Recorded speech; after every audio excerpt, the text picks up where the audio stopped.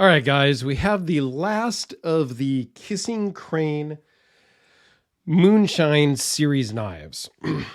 This is the Moonshine Trapper slip joint. It is just a hair over 4 inches closed. It has two blades. You have your trapper blade and a kind of a clip point blade. They're both basically identical in length. So overall, you're at 7 3/8. The blade lengths are 3.26 with 2.83 inch cutting edges. They are both 0.091 blade thickness, 440C stainless steel. Weighs in at 3.5 ounces, and overall thickness is 0.565. And we'll zoom in. This again these are limited runs done by Kissing Crane, and you can check out the playlist that I've linked but down below for some history and some details. I'm also putting a link to their website down below, as well as my buddy Dane, who has the Celine Driver YouTube channel, mostly watches and cars and college football stuff, if you're into that, which I am not. So don't tell him I don't watch any of the football stuff. But jig bone handles, pretty cool little knife. If you're into the slip joint thing, it's not really my thing. There is no stop. A lot of slip joints have a stop about here at the 90 degree. No stops, just the slip joint. It's kind of cool. Give you a size, kind of there. I don't love the slip joints just because, to me, I always get freaked out by putting my nail in there. I keep thinking that my nail is going to rip right off. So they did do some laser etching on the blades.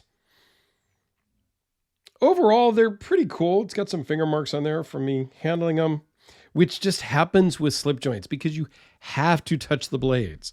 On a, flipper, or not a flipper, but just on a thumb stud, you're not touching the blade. You're just maybe touching the back. You're not getting a lot of fingerprints on it. On a flipper, same thing. You're not touching the blade, so you're not going to get it all, fingerprinted up. So with the slip joints, though, you are going to get them fingerprinted up, and that's fine. But this has jig bone handles, brass-plated bolsters. There is a number here on the Moonshine bottle. I think that's the kind of the model number of this particular knife. Corn Squeezins Moonshine. These are cool. They're kind of very budget friendly. This one I did not find a price, but the other ones have been in that $20 to $30 range. So they're not worth a lot, but they're decent for what you get. And it has the series, right? I've gotten, which is odd here that they put the logos on differently on this particular one. This one just has it going up and down. So I don't know. It's a little bit different, but these are cool little knives that if you're into just collecting, a lot of people collect like case knives. I know that this is, for me anyway, and I don't collect case knives, but these seem to be along the same line as those. And I have seen some Kissing Cranes that are quite expensive in that $100, $150 range as I've been doing some research on these. So yeah, I don't know. I think they're cool. Not really my thing exactly, but interesting. So I wanted to show them. Here it is with a Sharpie. I'll do just a couple of quick size comparisons with the whole lot of them. I think there are more in the series, but these are the ones that I have. AA, D-Cell. How about the Spyderco Delica? The AA Timascus Olite. just to give size reference. Let me see here. What else do I got? Since I pulled out the Hellraiser, how about the Hellraiser P series? You know I love that knife. So, I don't know. These are just kind of cool, and it just shows that there's a lot of knives out there. There's something for everybody. These may not be your cup of tea.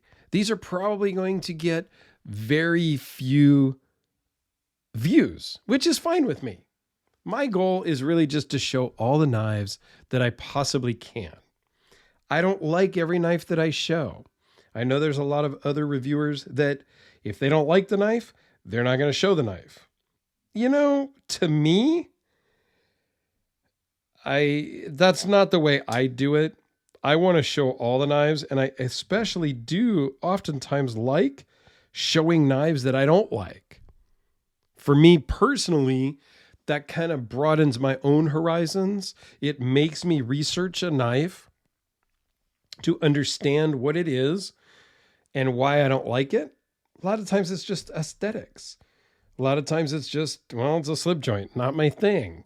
Other times it can be, it's just, I don't like the action. I don't like the feel of it. You know, there's a lot of things, but to review a knife that I don't like off the cuff, to me, I think makes me a better reviewer because I'm forced to really look at something more objectively, I think. I don't know. That may sound weird. May not make sense, but it's how I roll. So I just want to be honest with you guys and kind of open about stuff.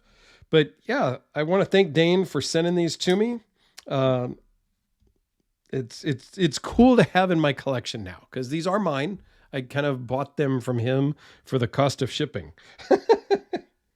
So there will be a link to the playlist down below that shows the other videos. There is also going to be a link to the Kissing Crane website where you can learn all about the history.